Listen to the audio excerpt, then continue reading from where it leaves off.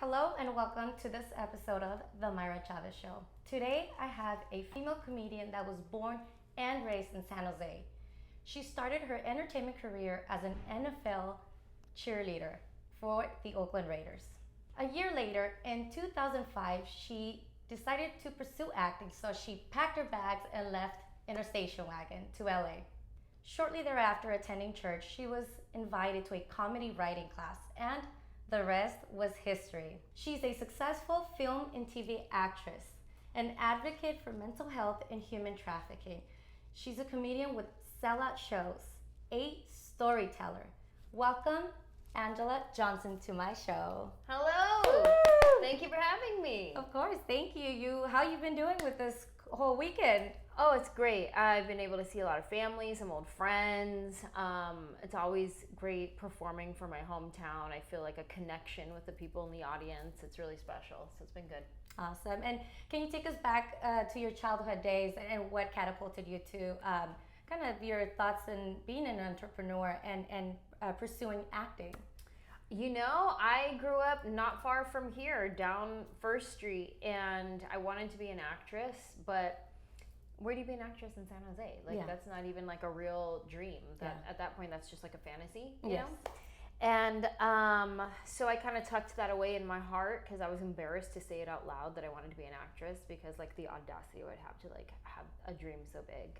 Exactly. And I had a friend who moved to Hollywood, and she started from the ground up, and she told me, if you come out here, I'll help you get started. And so that's kind of how it happened. And I had the opportunity to try out for the Raiders, so I kind of used it as my sign. Yes. If I make the squad, then I'll do it for 1 year, and then I'll move to LA and I'll try to be an actress. And if I didn't make the squad, then I was just gonna like chuck the whole idea of doing anything in the entertainment industry. Yes. And I was gonna, I don't know, do massage therapy. Like, I didn't know what I was gonna do. Like, I was good at giving massages. Like, that's about it. So I'm glad it turned out the way it did.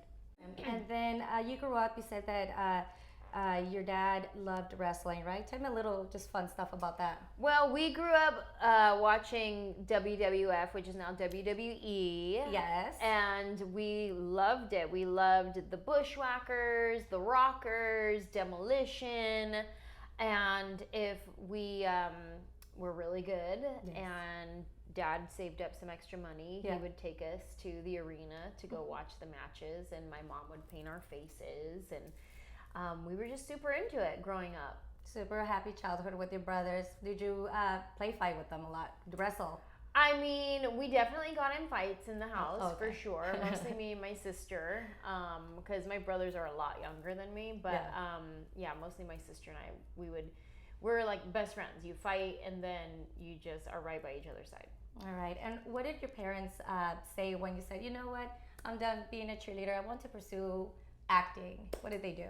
Well, you know, my dad was, first I like to preface with, now looking back, I'm sure my parents were just really concerned for their child moving away to pursue this lofty dream. And my dad was kind of like, why are you going to do that? No, nobody's going to hire you. You don't know anything, you know?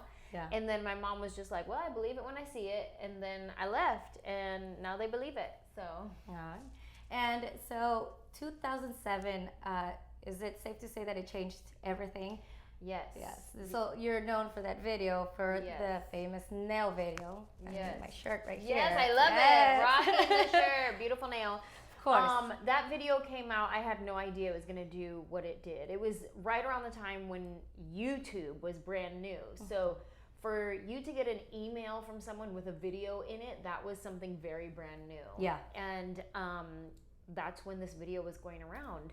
So people were watching it. Yeah. And it was something that a lot of people responded to and related to, and it just kind of blew up my spot. Yeah, so as of today, in the morning I checked, it has 41 million views worldwide, and it's going to 42. So, I mean, it's pretty awesome. Well, it's actually like over the 100 millions if you count all the videos that are out. And this one has 30 million, this one has 80 million, this one has all kinds. It's crazy. So this video, what I wanted to do is, can you give us a little background on it and why you decided to write about it? Well, I mean, I have an ear for accents, so I could imitate people. I could imitate accents. I could imitate even singing voices. Okay. And I would always do this accent. And my friend Daniel Lay, he would teach me how to say certain things in Vietnamese. So I would have the accent, and then I had like some actual Vietnamese words that he would teach me. Yes. And then and my nail lady, she would always teach me different things, and then I would tell her the words that I know, and then she'd be like so impressed, and then she would teach me new words. Yeah. And it just became this thing that I would do, that all my friends would say, "Oh, do the nail salon character that you do." And that's how I started doing that. And so when I took this joke writing class, I was like, you know what? I do this nail salon thing. I think I could make that into a joke. And at the time, the woman who was teaching the class was like, you know what? Nail salon jokes are so hacky. Like, everybody has a nail salon joke. You should probably just steer clear. And I was like, I don't know if they do it like me, so I think I'll just do it anyways. And then I'm glad I did. You did a great job. I didn't even know you were saying actual Vietnamese words. So well, some of it is actual Vietnamese words, and then the rest of it is just like made up stuff. Okay. So then it was something. Okay. And then after that, you went to Bon Qui Qui, and you said that was a mashup of your Ghetto Fabulous brother and a rude Memphis drive-thru. Yes. I went through a Burger King drive-thru in Memphis, Tennessee when I was like 17 years old. And I had never experienced anything like it. And it was so memorable that even now I'm still talking about it. But this girl was just like very straightforward, no customer service. It wasn't, she was just there, what, go ahead with your order, what do you want? Just, no, you can. And I was like laughing, but at the same time, like, how dare she? I have never experienced this. So that's the whole like Bon Qui Qui, working in like the fast food, and then everything about who she is as far as like, she's a trendsetter, and you know, she says whatever she wants to say with no filter. Like, that's all my brother. My brother, he starts laughing a new way, everyone starts laughing the way he laughs. You know, he has a new catchphrase, everyone else starts saying the catchphrase. And so that's kind of how Bon Qui Qui evolved. Like, my brother would say something new, and I'd be like, oh, that's going in Bon Qui Qui's mouth, she's gonna say that next, because my brother was doing that. That's awesome. So you were able to match them up, and I mean, I've seen those episodes, and you're just like hilarious. And I was like, wow, did she just say that? Did she do that? Like, I used to work at a fast food, like a place where, you know, restaurant. So it's like, you know, it's like, oh, I wouldn't have done that. But it's so nice to see that character come to life, and you're so into it. And I mean, you're dancing, your rapping skills, like, what is going on? Like, you are very talented. Thank you. Thank you very much. It just comes out of nowhere, like, just I guess so. I don't know. I mean, it's just you. I remember, because my husband's in music, and when he first realized that I could rap, he was like, wait, hold on, let's do something with this. And so that's how we ended up doing a whole album with Bon Qui Qui, and we got her signed to a record deal with Warner Music, and it just kind of took off from there. Music videos and everything. So, and then after that, that gave you that kind of catapulted, right, your career into film, right? And you were in The Book of Life.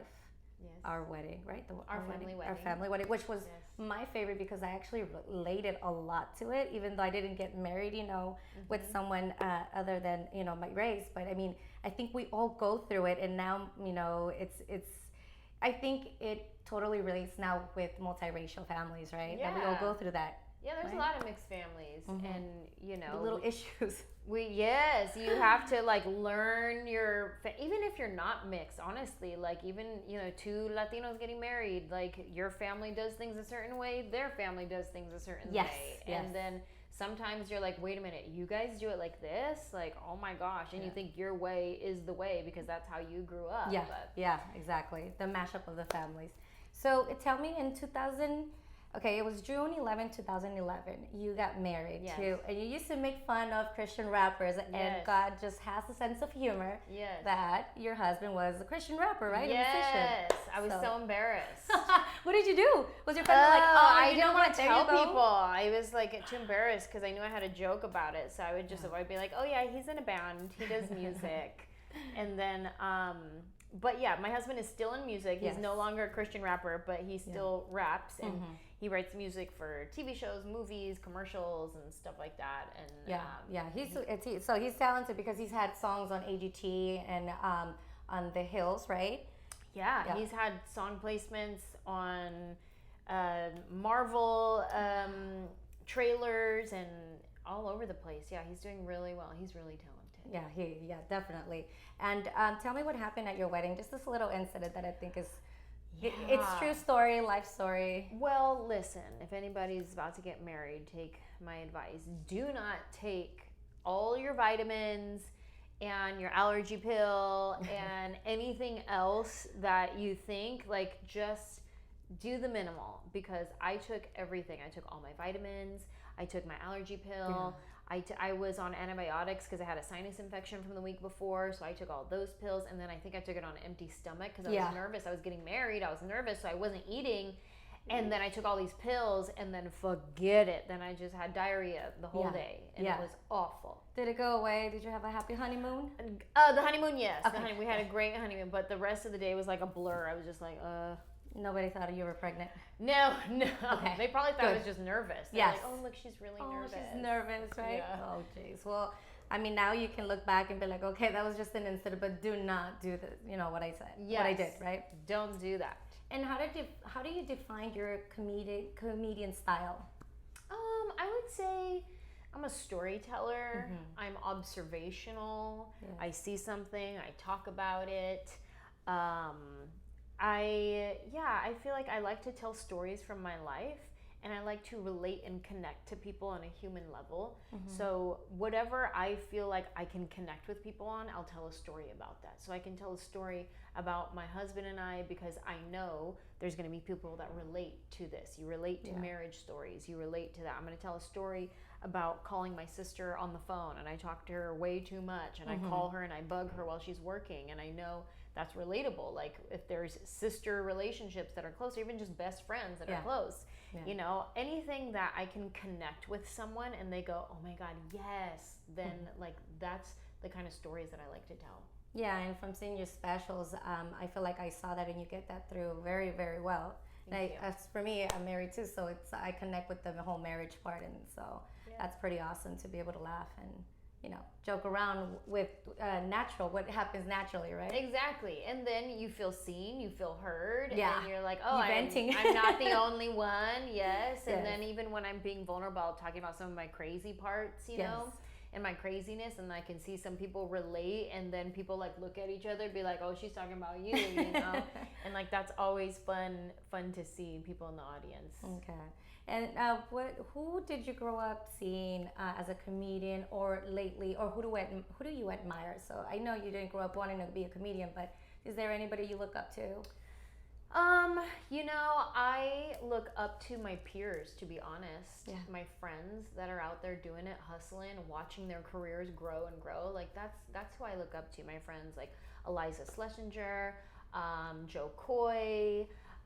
Even my openers, Mal Hall, like very funny. They're creative. They're challenging themselves. They're dreaming and going for it. So I feel like I'm really inspired by my peers, to be honest. And of course, I have like, you know, Ellen DeGeneres and Steve Harvey and Kevin Hart, and obviously I see these people who are very successful and like work really hard. And George Lopez, you know, has always been somebody that I related to and connected with. Yeah. So, of course, there's always like the big names that I look to and be like, oh, that's awesome. What they're doing, that's awesome. But I think I'm more inspired by my peers. I think that's pretty awesome to say that. Not a lot of people say that. They would probably say one name or two, but to say that by your peers and the people you're around with, it's pretty awesome. It tells a lot about you, so that's awesome. Well, thank you. Of course. And I wanted to ask you, when you started, there weren't a lot of women around, right, as comedians? Well, there were, but it was still a man's world, yes. stand-up comedy. Yes. You know, there's female comics out there, but the ratio is way off. It's mostly men. Yeah. How did you feel that incident in Miami? How did it change you? Or can you talk about that incident in Miami and how did it change you? And Which what you incident? think? The one where you were in a comedy club and you were performing. Oh, and yes. Okay. So, early on in my career, I'm trying to figure out, what's my point of view and like how to even do this, how to have a point of view in your storytelling, in your stand-up comedy. And I would go on stage and I had like, a shirt that was like showing midriff and I had all my makeup on and my hair done all pretty and I'm coming fresh off the Raiderette. So I'm just like, pretty hair. And I couldn't connect with the audience. And the manager of the comedy club, he made an observation and he was like, okay, for the next show, go out there and take your lipstick off, put your hair in a ponytail and put your hoodie back on. And it was basically like covering up me, and downplaying me. And it was night and day when I went out there. And it was as if I now was not distracting from the words that were coming out of my mouth. Okay. Because people would see me and look at me and they would either make a judgment on just how I looked, like, oh, she's not going to be funny. Yeah. Or they would look at me and just look at me and not hear what I'm saying because they're just looking at me. Yeah. Or I was a threat to women or whatever it was. Like, now I'm no longer a threat. Now I just look like she's one of the tomboys that hangs out with everyone. Like, she's just one of us. She's cool. She's just a homie, you know? So it's interesting that I went from just being like who I thought I was supposed to be to like downplaying it. And it's actually, kind of more comfortable because I am tomboy anyways. Yeah. But then that kind of became my thing. And I was just tomboy on stage and I felt more comfortable because I knew I was covered up. I knew people were just going to listen to what I was saying. And it was a real like psychological thing that I had to like figure out and figure out the audience and test the waters with different things. And then I would get in my head about things and I'd be like, oh, I don't want to take my hair out of a ponytail. Because now it starts becoming like superstition. Like, okay, if I take my hair out of a ponytail, then they're not going to, all the things. But now I only have my hair in a ponytail today because I didn't wash my hair in like 3 days. So I'm like, okay, it's time for a ponytail. It's that day. But now it's just, I just am comfortable. So. And now it's just you and it's just however you want to be. And everybody knows you now. So it's whatever you want to do, it's Anjelah, the way that you are, right? Yeah. Okay. And can you tell me, what did you do during COVID? Did you go nuts with your husband? Did you come up with new material?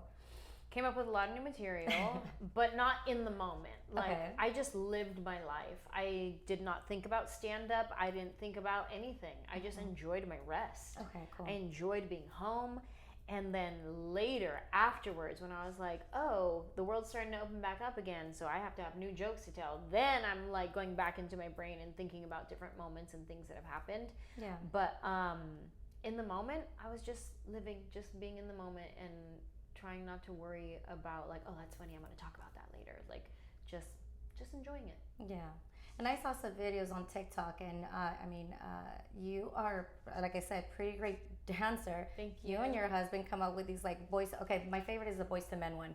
Well, okay, in all fairness, like, we didn't come up with the challenges. We were just following TikTok and being like, oh, they're doing a 90s challenge, we could do this. And then, we're doing the whole thing. But we had a lot of fun during that time of like quarantine when it was all just about like funny TikToks and drinking cocktails. Like, that was my favorite part of quarantine. Yes, I think we all enjoyed a little of that, right? Yes. Guilty, but not guilty. All right. And then I did want to ask you, what's advice to other entrepreneurs, women or just in general entrepreneurs that want to pursue comedy, because the arts is not easy. The arts is something that out of experience, like you said in the beginning, it's like, oh, I'll believe it when I see it. Right. Yeah, it's not an easy career. No, it's so not. What would be your advice? Well, I mean, no matter what you do, if it's, I want to be a comedian, I want to be an actress, I want to start my own business, whatever it is, my advice to people is do you and do you well, because there's only one you. Even like you with your YouTube channel. Yeah.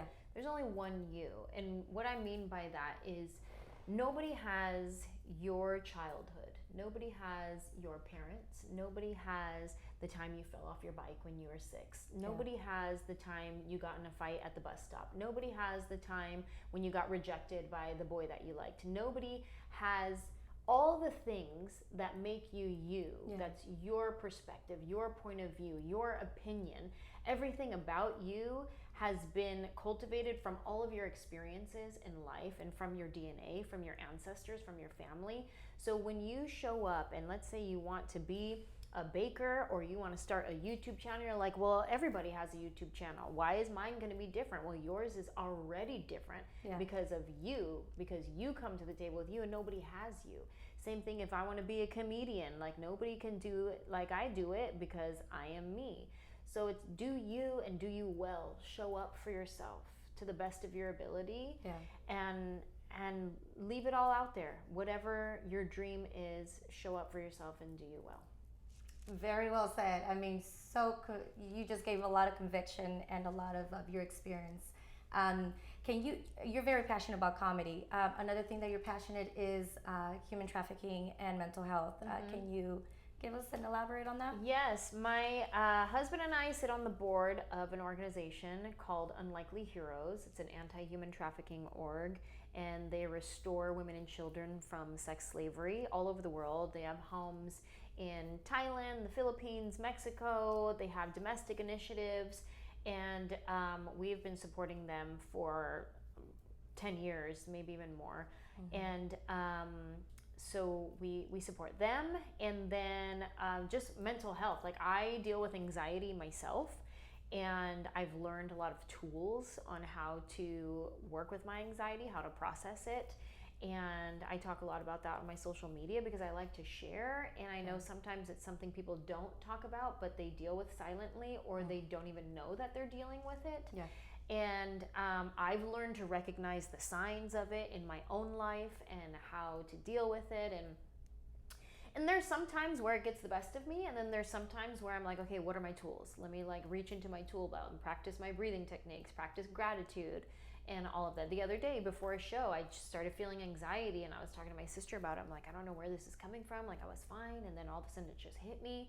And then like I'm tracing my step to see like what the trigger was for this anxiety. And then I went straight to my gratitude and started practicing like what am I grateful for, because when you operate in anxiety, you're at this like low vibration field, but when you operate at gratitude, like gratitude is a higher vibration. So once you start putting gratitude out there, it's like you raise your vibration out of that state. And so I've learned a lot of techniques for it, and I like to share that with people because if it helped me, maybe it'll help you. And lastly, I wanted to talk about, you have sold out shows here in San Jose. Where are you off to, and what is next for Anjelah? Well, after San Jose, I go down south to Brea and do some shows there. Then I go to Florida, West Palm, Miami. Later on, I go to Pittsburgh, Kansas, Ohio, all over, just getting back out on the road, trying this new material, trying to figure it out. And I'll be back in the Bay Area for New Year's Eve at Tommy T's. I usually do Tommy T's in Pleasanton.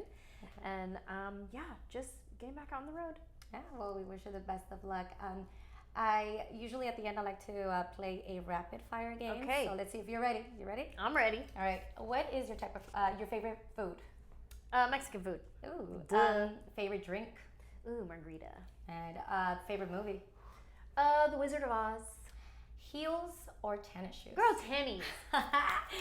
Cooking or dining out? Oh shoot. Ooh. I'm not a good cook. That's why I asked that. But I do enjoy like having a meal at home with friends and family. There's something special about being home with that, but we typically will dine out. But I do like the cooking at home and having friends over. I like that. Okay, cool. So it just depends. Well, thank you so much, Anjelah, for joining me. And can you tell the audience where they can find you on your social media? Yes. And tour. Check me out at Anjelah Johnson, pretty much everywhere. Instagram, Facebook, Twitter, all the things. I'm most active on my Instagram. But yeah, check me out. TikTok. My website, anjelah.com. Get merchandise. Yes, you can get merchandise. You can follow my dog, Bonzo. He's also on Instagram at Bonzo Bean Reyes. He's really tired from all Thank the you, shows. Bonzo, for the interview. Thank you. Yes. It was awesome. And you can find me at the Myra Chavez on Instagram and at YouTube, the Myra Chavez Show. Thank you so much. I hope you enjoyed and you took everything, all the tools that Anjelah showed you, and Let's keep on going and pursuing our dreams.